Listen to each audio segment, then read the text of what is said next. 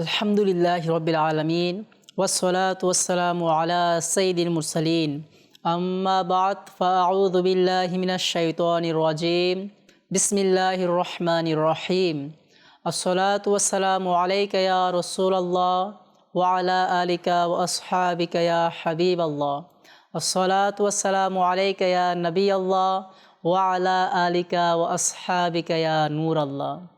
দূরে এবং কাছের দেশ ও প্রবাসের যে যেখান থেকে দেখছেন সকলকে জানাই আন্তরিক শুভেচ্ছা ও মুবারকবাদ।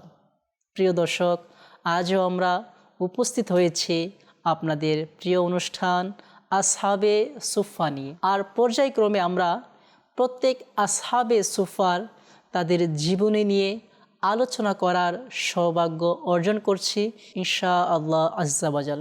তো আসুন আমরা অনুষ্ঠান শুরু করার পূর্বে কিছু ভালো ভালো নিয়ত করে নিই। আল্লাহ এবং তার প্রিয় হাবিব সাল্লাল্লাহু তাআলা আলাইহি ওয়া সাল্লাম এর সন্তুষ্টি অর্জনের জন্য, ইলমে দ্বীন অর্জনের জন্য এবং যা কিছু শিখব তদ অনুযায়ী আমল করার জন্য এই অনুষ্ঠান শুরু থেকে শেষ পর্যন্ত দেখব ইনশাআল্লাহ আজ্জা ওয়াজাল।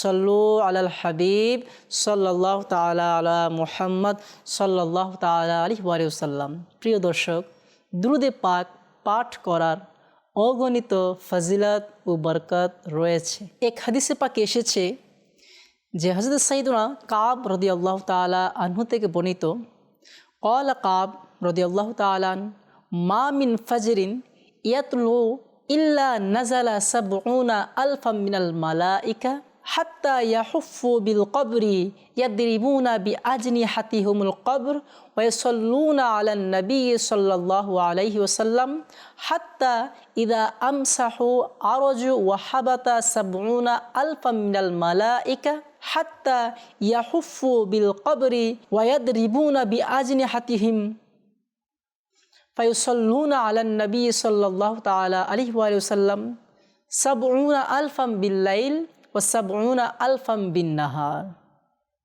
অর্থাৎ হযরত সাইয়্যিদুনা কাব রাদিয়াল্লাহু তাআলা আনহু তিনি ইরশাদ করেন, এমন কোনো সকাল অতিবাহিত হয় না যে সকালে ৭০,০০০ ফেরেশতা অবতরণ করে না। ওই ৭০,০০০ ফেরেশতার কাজ কি? তারা নবী পাক সাল্লাল্লাহু তাআলা আলাইহি ওয়া সাল্লাম এর রওজা মুবারককে তাদের পাখা দিয়ে আবৃত করে নেই, তাদের পাখা দিয়ে ঢেকে নেই। অতঃপর তারা নবী করিম সাল্লাল্লাহু তাআলা আলাইহি ওয়া সাল্লাম এর প্রতি দুরূদে পাক পাঠ করতে থাকেন। সুবহানাল্লাহ। এমনকি বলা হচ্ছে যখন সন্ধ্যা হয় তখন ওই ৭০,০০০ ফেরেশতা তারা চলে যায়। অতঃপর আবারও ৭০,০০০ ফেরেশতা অবতরণ হয় আর তারা নিজেদের পাখা দিয়ে নবী পাক সাল্লাল্লাহু আলাইহি সাল্লাম এর রওজা মুবারককে ঢেকে নেয়, আবৃত করে নেয় এবং তারা নবী পাক সাল্লাল্লাহু তাআলা আলাইহি ওয়া সাল্লামের প্রতি দুরূদে পাক পাঠ করতে থাকে।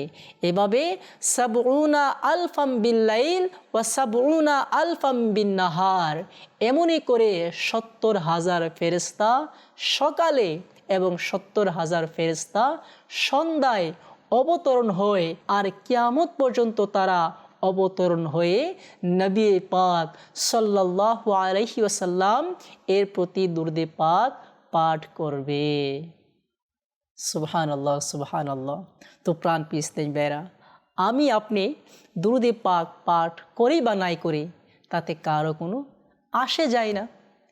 যে নবীর প্রতি স্বয়ং আল্লাহ সুবহানাহু ওয়া তাআলা দুরূদে পাক পাঠ করছে, যে নবীর প্রতি অসংখ্য অগণিত ফেরেশতারা দুরূদে পাক পাঠ করছে, এমনকি ৭০,০০০ ফেরেশতা সকালে, ৭০,০০০ ফেরেশতা সন্ধ্যায় নবী পাক সাল্লাল্লাহু আলাইহি ওয়াসাল্লাম এর রওজা মুবারকের কাছে এসে দুরূদে পাক পাঠ করে।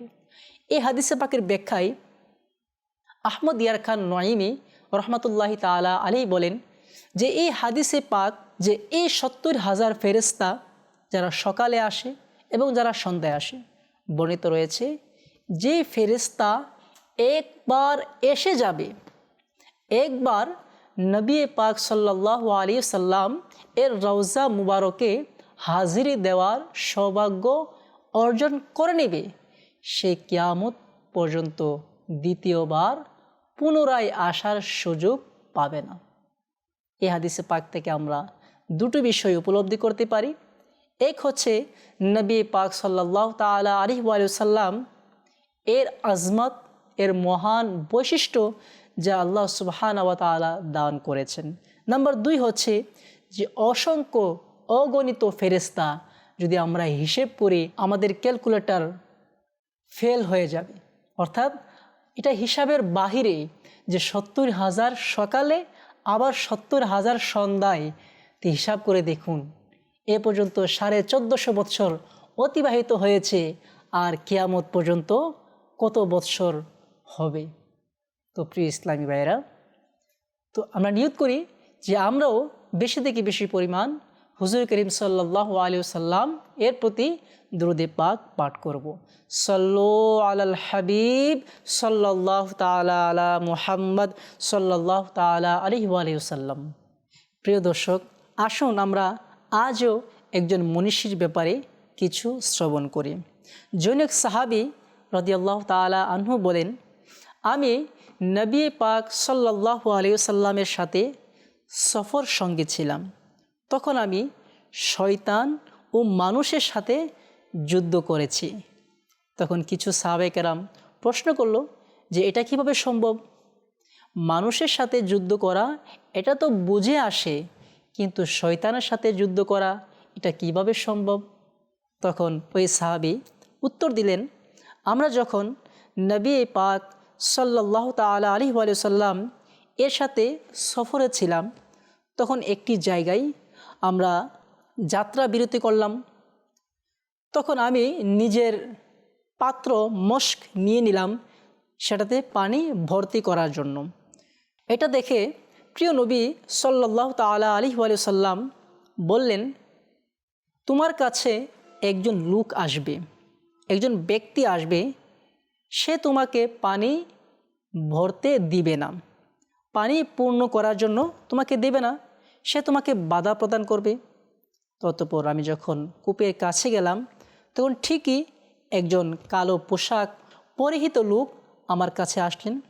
এসে আমাকে বললেন, তুমি যতক্ষণ পর্যন্ত কোনো পাপ করবে না, যতক্ষণ পর্যন্ত কোনো গুনাহ করবে না, ততক্ষণ পর্যন্ত তোমাকে পানি নিতে দেয়া হবে না। তখন এ কথা বলা বলি হতে লাগলো।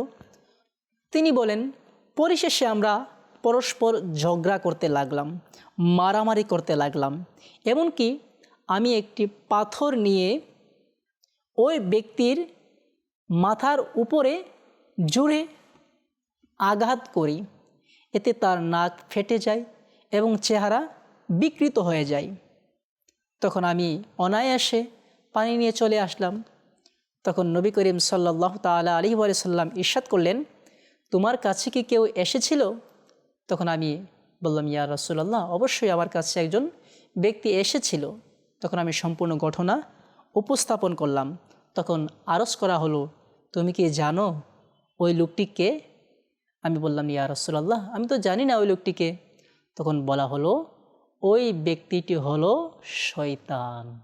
তো যিনি শয়তানের সাথে মারামারি করেছেন, যুদ্ধ করেছেন, ওই ব্যক্তি অন্য কেউ নয়, তিনি হলো আমাদের প্রিয় নবী সাল্লাল্লাহু আলাইহি ওয়াসাল্লাম এর প্রিয়তম সাহাবী, যিনি প্রাথমিক পর্যায়ে ইসলামের প্রথম দিকে ইসলাম ধর্ম গ্রহণ করেছেন। তিনি হলো হযরতে সাইয়্যিদুনা আম্মার বিন ইয়াসির রাদিয়াল্লাহু তাআলা আনহু।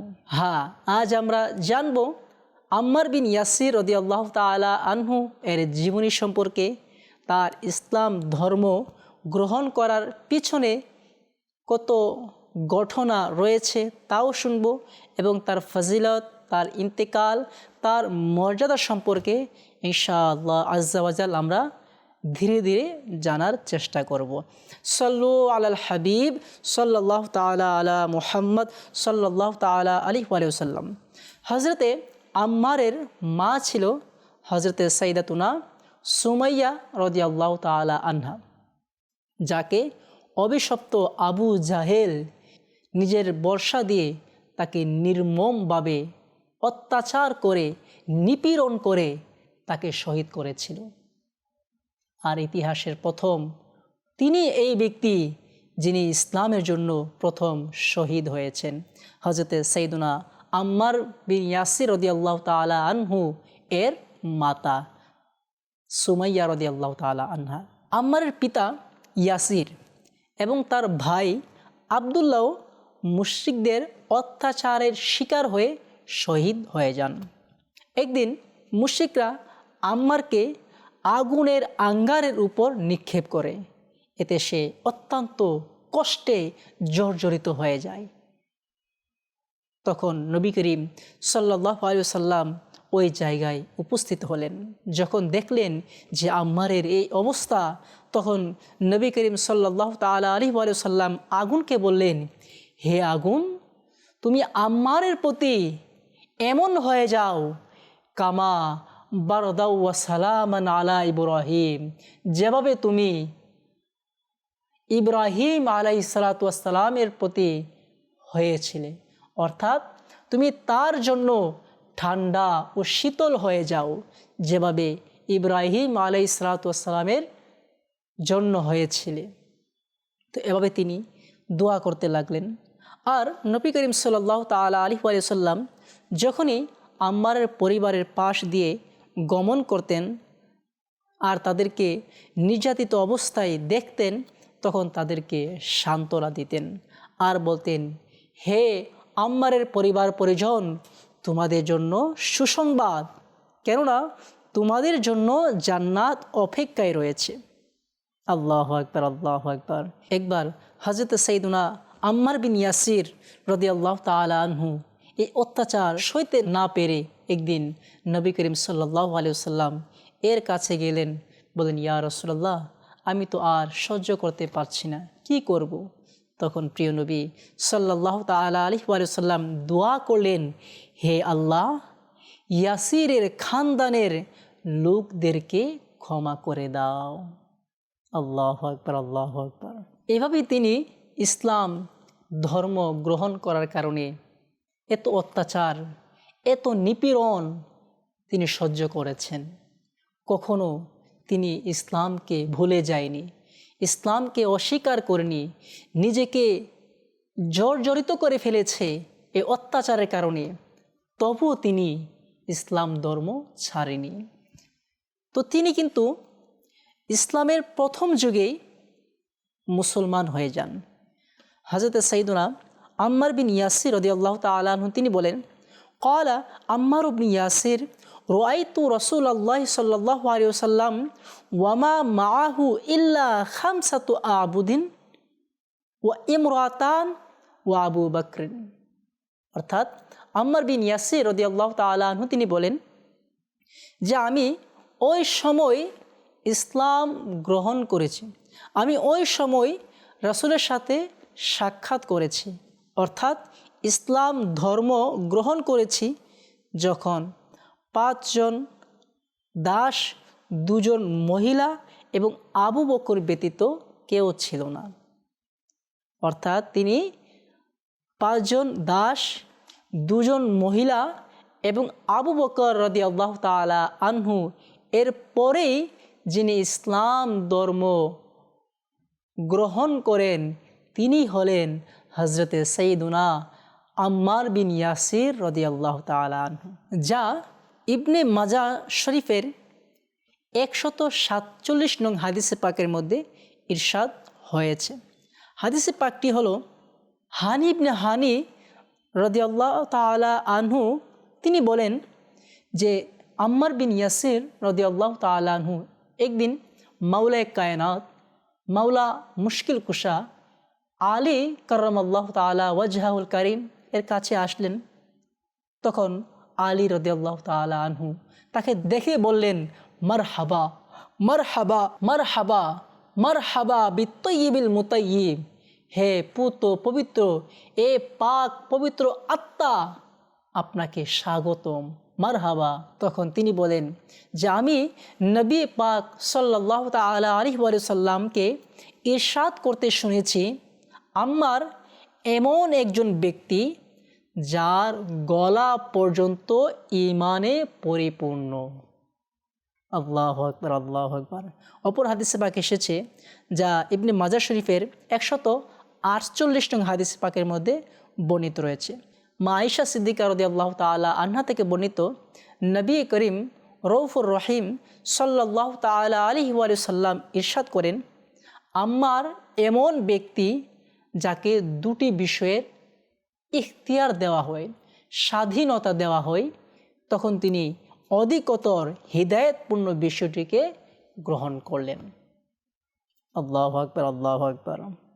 হযরতে সাইয়্যিদুনা আম্মার বিন ইয়াসির রাদিয়াল্লাহু তাআলা আনহুর ব্যাপারে ইরশাদ হচ্ছে, জান্নাত আম্মারের আকাঙ্ক্ষা করে। আম্মার বিন ইয়াসির এমন ব্যক্তি যার জন্য জান্নাত প্রত্যাশা করছে, কখন আসবে, কখন আসবে আম্মার আমার কাছে। সুবহানাল্লাহ, সুবহানাল্লাহ। কেন? তার মানে বোঝা যায় তিনি আল্লাহ পাকের নিকট মকবুল একজন বান্দা, মকবুল একজন সাহাবী। আর সাহাবীদের ব্যাপারে তো কোনো সন্দেহই নেই, প্রত্যেক সাহাবী নিঃসন্দেহে জান্নাতি। আলহামদুলিল্লাহ, দাওয়াত ইসলামের মাঝে একটি স্লোগান আছে যে নবীর সকল সাহাবী জান্নাতি জান্নাতি, নবীর সকল সাহাবী জান্নাতি জান্নাতি। তার মাঝে আম্মার বিন ইয়াসির রাদিয়াল্লাহু তাআলা আনহু জান্নাতি। সুবহানাল্লাহ, সুবহানাল্লাহ। হযরতে সাইয়্যিদুনা আম্মার বিন ইয়াসির রাদিয়াল্লাহু তাআলা আনহু তিনি খুব কম কথা বলতেন এবং দীর্ঘ নীরবতা পালন করতেন। আর বেশিরভাগ সময় আল্লাহ পাকের ভয়ে নিজেকে মগ্ন রাখতেন আর আসন্ন ফিতনা থেকে আশ্রয় প্রার্থনা করতেন। আর তিনি সর্বদা আল্লাহ পাকের ইবাদত করতেন। তিনি প্রতিদিন মাগরিবের নামাজের পর 6 রাকাত নামাজ আদায় করতেন। তখন কেউ এর কারণ জিজ্ঞাসা করলো, তখন তিনি বললেন, আমি আমার প্রিয় নবী রাসূল আরবি হুজুর আনোয়ার সাল্লাল্লাহু তাআলা আলাইহি ওয়া সাল্লামকে দেখেছি তিনি মাগরিবের নামাজের পর 6 রাকাত নামাজ আদায় করতেন। এবং তিনি ইরশাদ করেন, যে ব্যক্তি মাগরিবের নামাজের পর 6 রাকাত নামাজ আদায় করবে তার সকল গুনাহ ক্ষমা করে দেওয়া হবে, যদিও তা সমুদ্রের ফেনার নেই হয়ে থাকে। আল্লাহু আকবার, আল্লাহু আকবার। অর্থাৎ আমরা যেটাকে সালাতুল আওয়াবিন এর নামাজ বলে থাকি। আর সালাতুল আওয়াবিন এর নামাজের কতই ফজিলত হাদিসে পাকের মধ্যে বর্ণিত রয়েছে। তো আমিও আপনাদেরকে বলবো, যাদের দ্বারা সম্ভব হয় আমরা মাগরিবের নামাজের পর 6 রাকাত নামাজ, আর কতক্ষণ লাগবে, আপনি যদি একসাথে পড়তে চান তাও পড়তে পারবেন, আর না হয় 2 রাকাত করে, অর্থাৎ ফরজ নামাজ আদায় করার পর মাগরিবের 3 রাকাত ফরজ নামাজ আদায় করার পর আপনি 2 রাকাত করে অথবা একসাথে 6 রাকাতের নিয়ত করে 6 রাকাত আদায় করে নিলেন। কতক্ষণই বা সময় লাগবে? এমনিতেই তো যদি আমরা 2 রাকাত সুন্নত আদায় করি, আবার 2 রাকাত নফল আদায় করি, 4 রাকাত হয়ে যায়। তো সাথে আর 2 রাকাত মিলিয়ে পড়লে কতটুকু সময় লাগবে? তো যাদের দ্বারা সম্ভব আমি বলবো আমরা সালাতুল আওয়াবিন এর নামাজ আদায় করি। সাল্লু আলাল হাবিব সাল্লাল্লাহু তাআলা আলা মুহাম্মদ সাল্লাল্লাহু তাআলা আলাইহি ওয়া সাল্লাম। তার ব্যাপারে বর্ণিত রয়েছে তিনি 37 হিজরি মোতাবেক 7 সফরুল মুজাফফর বুধবারে শাহাদাতের সুধা পান করেন। আর তখন তার বয়স হয়েছিল 93 বছর, 93 ইয়ার্স তার বয়স ছিল। প্রাণপ্রিয় ইসলামী ভাইয়েরা, আমরা শুনছি হযরতে সাইয়্যিদুনা আম্মার বিন ইয়াসির রাদিয়াল্লাহু তাআলা আনহু এর জীবনী। তো তিনি আসলে অনেক কষ্ট সহ্য করেছেন। ইসলামের মাঝে যারা ইসলাম ধর্ম গ্রহণ করেছেন তাদের মধ্যে কয়েকজন ব্যক্তি ছিল যারা অনেক কষ্ট সহ্য করেছে। এর মধ্যে একজন হলো হযরত সাইয়েদুনা আম্মার বিন ইয়াসির রাদিয়াল্লাহু তাআলা আনহু। তার মাও শহীদ হয়ে গেল, তার বাবাও শহীদ হয়ে গেল, তার ভাইও শহীদ হয়ে গেল। ইসলামের খাতিরে, ইসলামের জন্য নিজের জান মাল সকল কিছু দিয়েছে। এত কষ্ট সহ্য করেও তারা ইসলাম ধর্মে দীক্ষিত ছিলেন। আজ আমাদের অবস্থা, কোনো কষ্ট সহ্য না করে আল্লাহ পাকের দয়ায় অতি সহজে আজ আমরা মুসলমান। আলহামদুলিল্লাহ, আলহামদুলিল্লাহ। এখন আমি আপনি নিজেকে প্রশ্ন করি যে আমি তো মুসলমান, এই মুসলমানের বৈশিষ্ট্য আমার আপনার মাঝে কতটুকু আছে? সাহাবায়ে কেরাম সকল কিছু বিসর্জন দিয়ে ইসলামের জন্য পড়ে রয়েছেন, ইসলামের জন্য সব কিছু বিসর্জন দিয়েছেন। আজ আমি আপনি কি করছি? যদি বলা হয় দাওয়াত ইসলামের 3 দিনের মাদানী কাফেলা হবে, তখন বলি ভাই আমাদের সময় নেই, কাজ আছে, ব্যবসা আছে, সংসার আছে, অনেক কিছু আমরা উপস্থাপন করি। কিন্তু সাহাবায়ে কেরাম তারা দিনের জন্য কোনো কিছু বাহানা করেনি, দিনের জন্য কোনো কিছুকে বাধা করেনি। নবী পাকের সান্নিধ্য অবলম্বন করব না, নামাজ পড়ব না, রোজা রাখব না, এমন কোনো বাহানা তারা উপস্থাপন করেনি। বাস যে কাজে আল্লাহ খুশি, যে কাজে রসুল খুশি, ওই কাজ আমি করব। এখন যা কিছু হোক, আজ আমাদের অবস্থা তো এমন, সকল কিছু থাকা সত্ত্বেও, সকল ব্যবস্থা থাকা সত্ত্বেও আমরা অলসতার সাগরে ডুবে আছি। প্রাণপ্রিয় ইসলামী ভাইরা, এখনই সময়, আসুন আমরা পরিবর্তন হয়ে যায়, দাওয়াত ইসলামের মাদানী পরিবেশের সাথে নিজেকে সম্পৃক্ত করে ফেলি। আমরা যা কিছু শ্রবণ করেছি আল্লাহ পাক আমাদেরকে বুঝার এবং এর উপর আমল করার তৌফিক দান করুক। আমিন বিজাহিন নবিল আমিন সাল্লাল্লাহু তাআলা আলাইহি ওয়া সাল্লাম। সাল্লু আলাল হাবিব সাল্লাল্লাহু তাআলা আলা মুহাম্মদ সাল্লাল্লাহু তাআলা আলাইহি ওয়া সাল্লাম।